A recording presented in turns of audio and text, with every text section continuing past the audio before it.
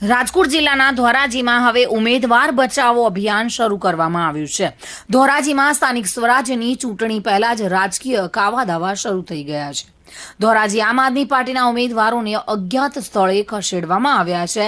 28 જેટલા ઉમેદવારોને અજ્ઞાત સ્થળે ખસેડ્યા છે।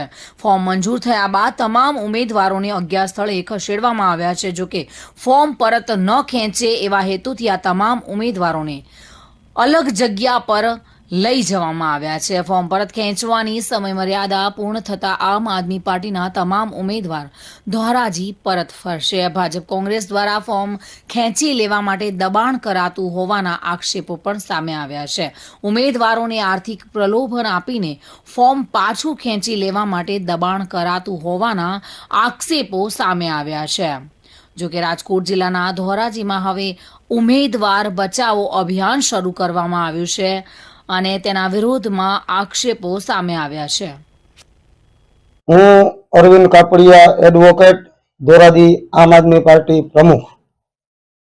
આમ આદમી પાર્ટી તરફથી પ્રથમ વખત હાલની નગરપાલિકાની ચૂંટણીમાં કુલ 28 ઉમેદવારો ચૂંટણી મેદાનમાં ઉતારવામાં આવ્યા છે। ભાજપ અને કોંગ્રેસ દ્વારા લોકશાહીની હત્યા કરવા માટેથી સામ દામ દંડ ભેદથી અમારા ઉમેદવારોને ડરાવી ધમકાવી ફોર્મ પરત ખેંચવા માટે દબાણ થઈ રહ્યું હોય, જેથી અમારે ના છૂટકે તમામ 28 ઉમેદવારોને અજ્ઞાત સ્થળે ખસેડવા ફરજ પડી છે।